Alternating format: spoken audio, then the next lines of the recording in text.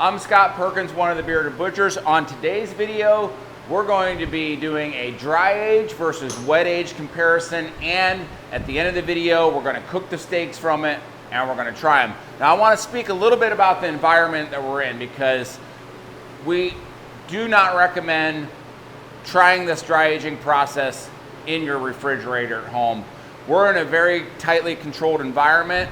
Right now we're at 34 degrees and 87% humidity. So we've also got airflow.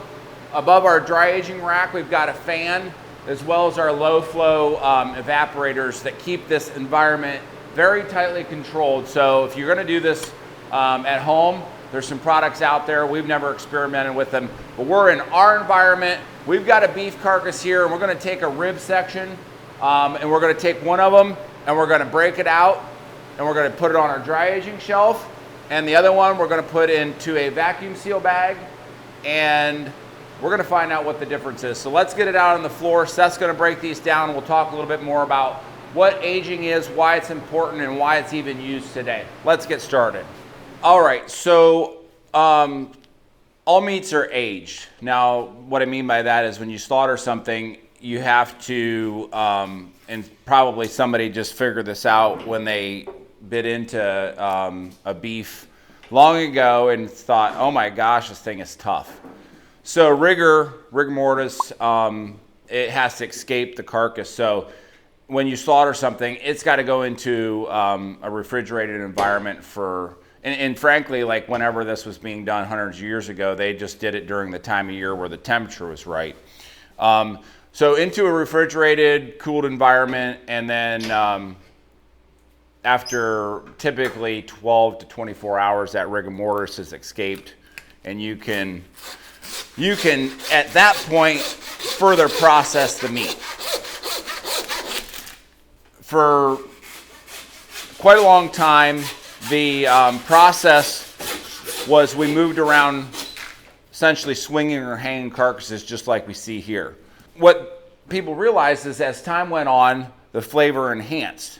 So as and really the tenderness too. So in the 60s, when vacuum sealing came out, was really our first introduction into wet aging, because it's like we can slaughter these animals, we can go over a 12 or 24 hour period, and then we can break them down and we can put them in vacuum seal pouches, and then it's much easier distribution. So slaughtering became centralized, refrigeration of that first period, that 12 to 24 hours became centralized, because it gives you a massive ability to distribute then each product individually in a vacuum sealed pouch. Well, when that happened, they also realized that we have a much higher yield because we're keeping all the moisture in there, and we're still getting tender. But what about flavor? So that's really what it's today. The video is about today. What happens when we take these out of the exact same beef and we put them in the one in a dry aging environment, the other one just in a vacuum sealed refrigerated environment. Then we taste them at the end of the process. So let's get started. This is going to be a fun one. You know, we get this question all the time. What's the difference between wet age versus dry age? So we hope this video today clears up some questions that you have, and it's going to be good. We've got both ribs broke off the chuck portion, and pretty simple process. You've seen us do it before in our videos. We are going to simply break the rib section from the ribs and get started fabricating them.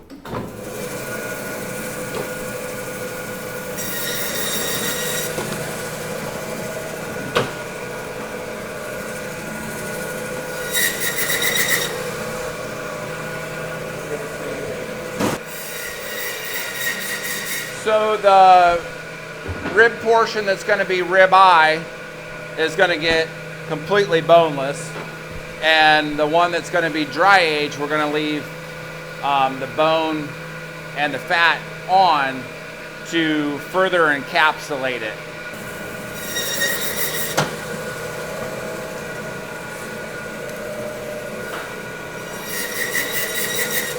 So like Scott mentioned, this rib section is going to stay just like this, because we want to use the bone and that rib cap to protect that meat on the inside.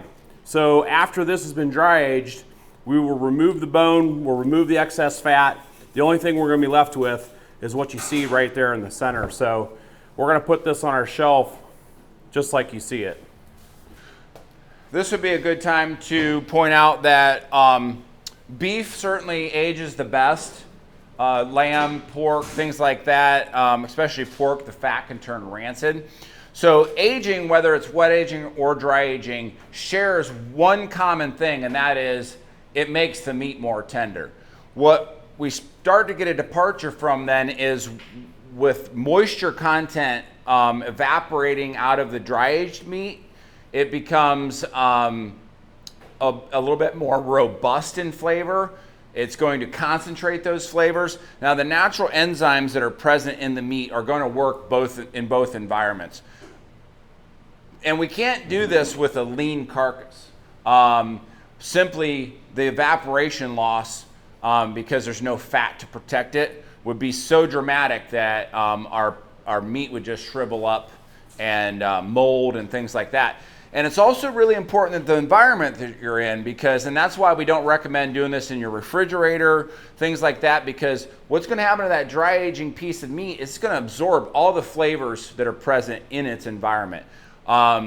So really what we're going to find is with the wet age versus the dry age, we're going to get a evaporation loss out of the dry aged beef, concentration of flavors, probably going to take on some nutty tones. It's almost like, think of it in a way of like aging cheese. And then on the wet age, we're probably going to have a little bit of a fresher taste, and we're going to have a lot more moisture content in there. But that's really where you have your big differences. And then the other thing too is convenience. Wet aging is typically a very short process, somewhere around a week, but it can go out to 40, 50, 60 days. Simply because you have that luxury. Once it's in that package, it buys you a lot of time, and that's one reason why it's industry standard now, is it just gives you that ability to distribute. So we're probably going to be in like a 6-week range here as these two sit together beside each other on the shelf, and we see what happens. So something I'd like to mention when I fabricate this rib section out is that when we get this into a vacuum sealed bag and start the wet aging process, that's how you're going to find it merchandised in the grocery store. So if you've ever wanted to buy a rib section from your local butcher or the grocery store, you might want to stick around for this, because you're going to be able to see how to cut that once you take it out of your vacuum sealed bag. So this portion will most likely already be done when you buy it like that, but you'll see what I mean when we get to the part where it's in a vacuum sealed bag, because that's how you're going to most likely buy it. So we'll just start by getting this fat cap off of here, because like the one for the dry aging, this is going to be in that vacuum sealed bag, so that the vacuum sealing is what's going to protect this from drying out, since the air won't be able to reach it. So we can remove all this unwanted material off of here since it's going into a bag. Once we get that trimmed up, let's go ahead and take these back ribs off of here. We are going to be making rib eyes. That's why we're removing this back rib. If we were going to leave the bone in, that would be a rib steak, but we want to do a dry age versus wet age rib eye, which is boneless. So somebody's going to get to take these, put them on their barbecue pit, and have some pretty incredible beef back ribs. So do just a little bit of pre-trimming. Zip just a little bit of this off. Now, this portion, you can see the difference. That one still has the bone on it. bone's been removed from this one. So you can see that portion right there is the same portion you see in the center of that rib. Scott's got a bag ready. Let's get it in the vacuum bag. He's gonna put in the vacuum sealer. We're gonna get these sitting on the shelf.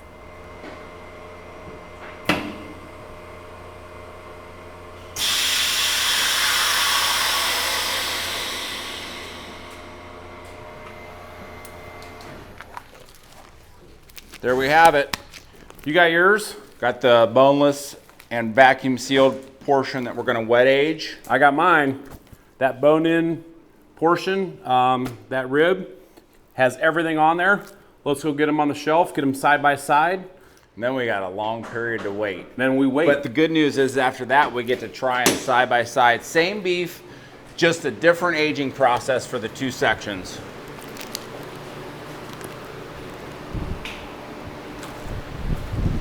There we are. There you have it.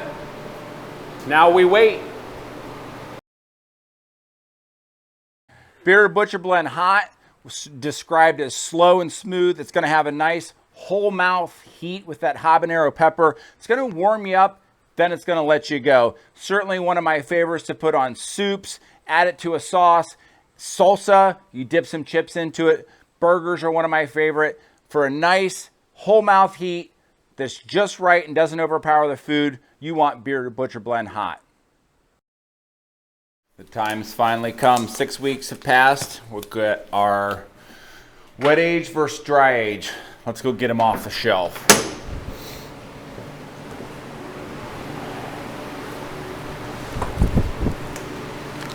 There they are. Look at that. 6 weeks has passed. And you can see that nice bark forming on the outside of this primal.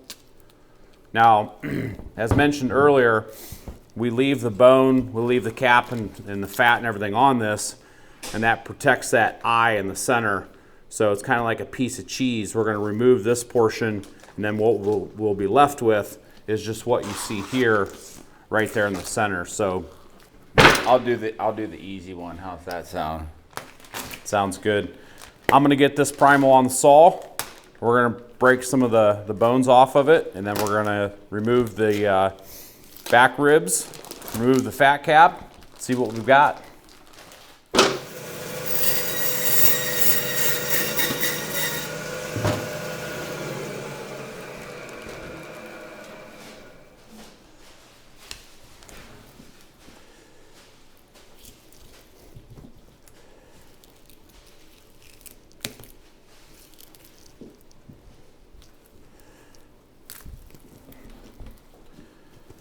Things are definitely a little bit more difficult when you dry age them like this to remove these bones because everything is, of course, dried out.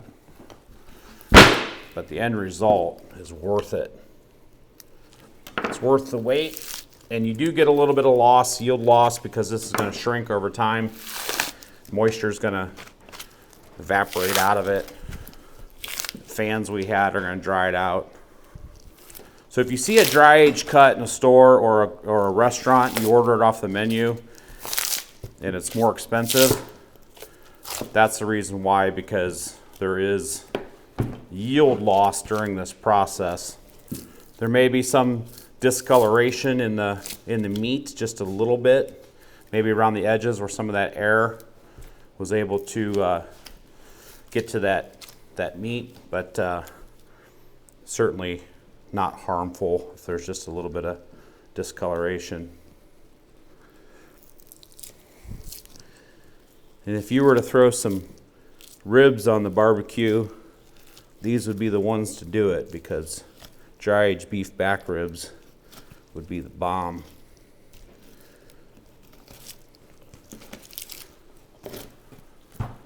I have the two ribeye sections, wet age, dry age. We're going to set them on the scale and see how much we did lose during that dry aging process. 10.35 on the wet age, 9.55 on the dry age. So you can see we lost nearly a pound on these two. Time for a little slicing. let's get these cut up, and we'll even do a little size comparison between the two to see how much the dry age one actually shrunk during that process. Nice 1.25 inch thick steak. This is going to be a really interesting comparison because it's one of the big arguments, wet age versus dry age, and we're here to find out. There's the wet age. Now on to the dry age. So the first thing I do is start by taking the end off there. You can see where that dried down. Some of that discoloration penetrated inside. So what I'll do is I'll just go ahead and square up this primal. And this first steak will be a nice cherry red.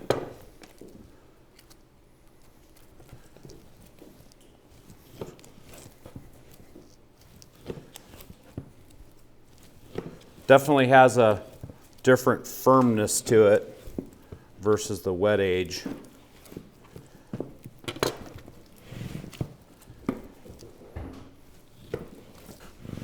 There you have it. Dry age versus wet age. I can tell, just standing above these, that there is a slight difference in color. You can see the wet age has a little bit more of a lighter color to it. These darkened up a little bit. And you can also see that this is pretty much the same steak in the lineup. So I picked the third one in the lineup from that big chuck end of that ribeye. And you can see between these two, that dry age one is slightly smaller than the wet age. And that's due to that shrinking during that 6-week process. So they're all cut. Next part is to get them on a grill. We're going to get these sizzling, and then we'll do a taste comparison. All right, let's cook some wet age versus dry age steaks. We've got 2 of each, wet age, wet age. Those are your first 2 right there. They're wet age. Okay. I'll mark the packages. And then we've got 2 dry age. We're going to do 1 steak of each seasoned with half black, half butter, and 1 steak of each full plain so we can get that flavor profile. Now the key, I think you better put like some sort of notch or something in those wet age ones or something so that we don't lose track of what's what. So what I'll do is I'm just going to make a little cut right here on the bottom of this tail. Actually, I'll flip this over and do the same thing on this side. So we know those 2 are wet age. That way we can keep them separate throughout the cook. So as Scott mentioned, wet age, these are the dry aged. You guys saw the comparison on the table when we were processing these. You can see slightly smaller. These have just a little bit more of a dark color versus the lighter cherry red. Shrink a little bit. Yep. So we are going to do Bearded Butcher Butter Blend Base. So butter blend base on these. Not going to go super heavy, and we're only going to season 1 steak because we want to leave 1 just with that natural flavor. So just get a nice little butter base on that one. And then we're going to do the same thing on one of these dry aged ones.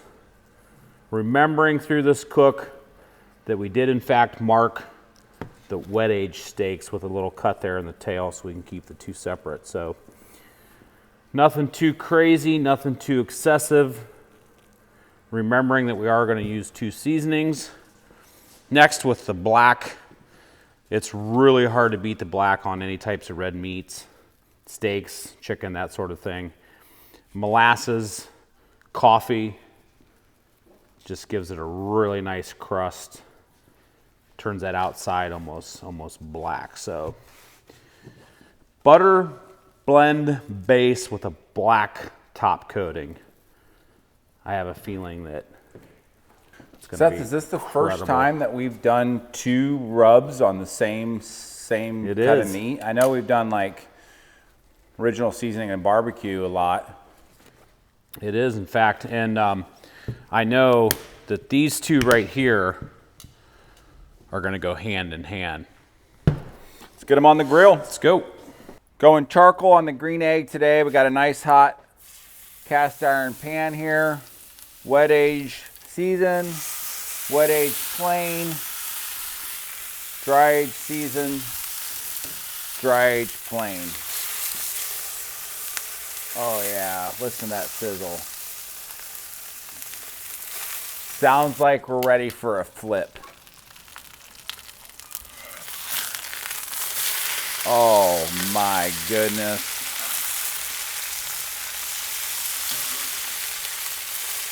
Oh.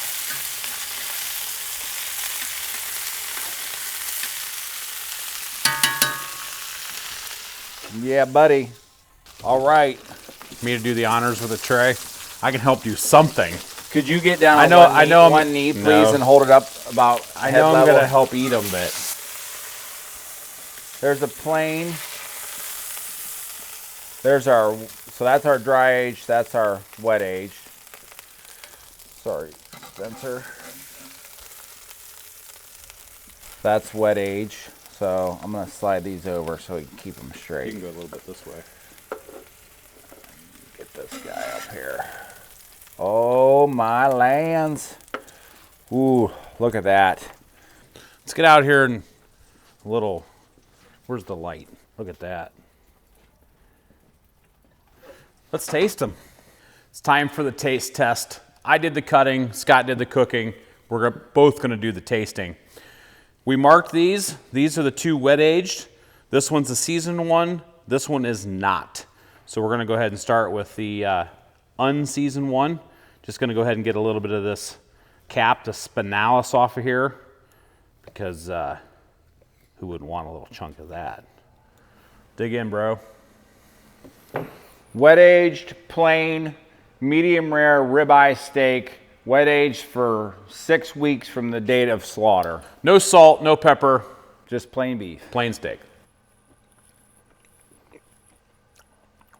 Wow. Buttery, Great flavors, so tender. super tender. Mind you,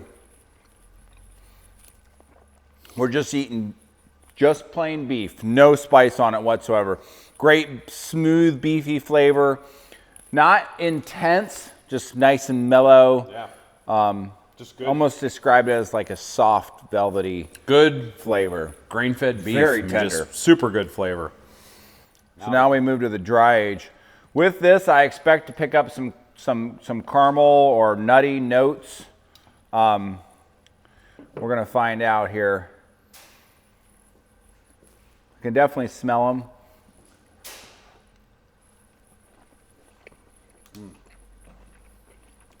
Big difference.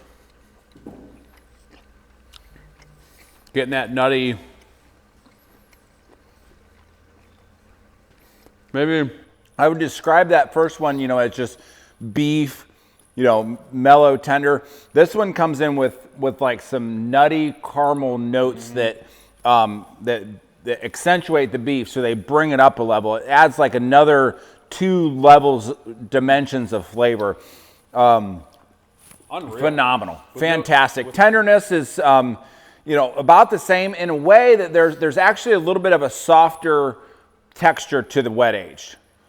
This had almost a little bit more of a, I wouldn't describe it as firm, but it's almost like it's that reduced moisture in there. That's that firmness, because I noticed it when I was you cut cutting, 'em. when I was cutting them too. Not Yeah. tough by any means, but it does firm up as it dries down. So I think that's definitely what we're feeling there. So now we go to the wet aged bearded butcher blend, double seasoned, base layer of butter, top layer of black.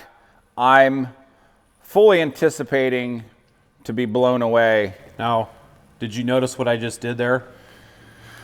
There's 2 of us and there's 3 pieces, because we can't keep doing Can't this leave our to our cameraman cameraman. out. There you go, Man, cameraman. every time. Poor fella.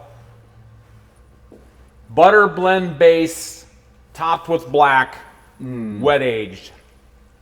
Wow. So it definitely carries that spice nicely. Again, just that texture is so soft. Of course, I get the bearded butcher right up front. I get that butter. I kind of went through butter and then that richness of the black. Coffee and molasses on there. And then that beef comes in there behind it. Dynamite combo right there. I've got a sneaky suspicion this is going to be my number one. It's we're heading that It looks direction. just right. We're heading that direction. That little bit of that bark on there where that's been seared in that pan. And you just can't beat that spinalis, that ribeye cap. Wow. You up for another one, Spence? Absolutely. That looks like the perfect bite. It's got a little bit of the fat on there. You ready for this? Yeah, bon appetit.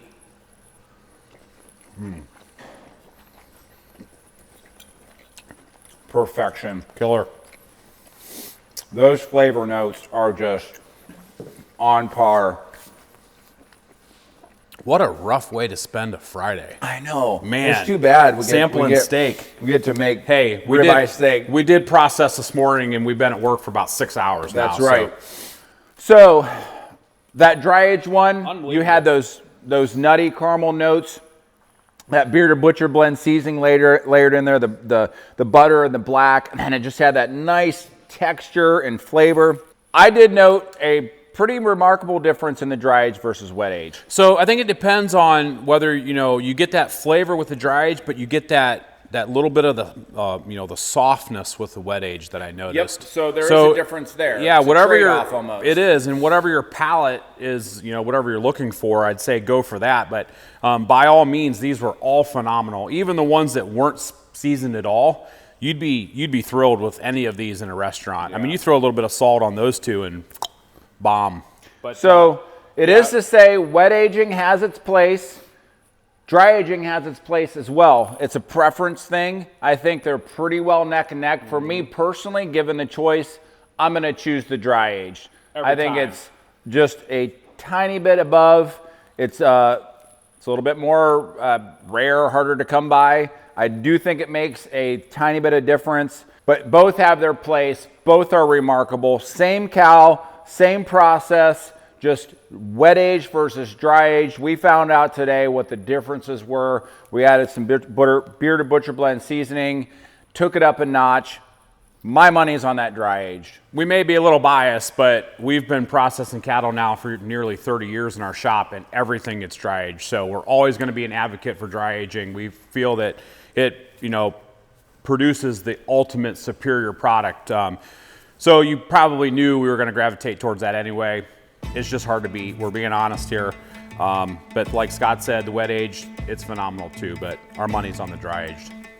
So there you have it, America's Butchers, the Bearded Butchers. Today we did wet aged versus dry aged ribeye comparison. We hope you learned something from it. We did ourselves, and we're gonna see you next time right here on the Bearded Butchers YouTube channel. See you next time.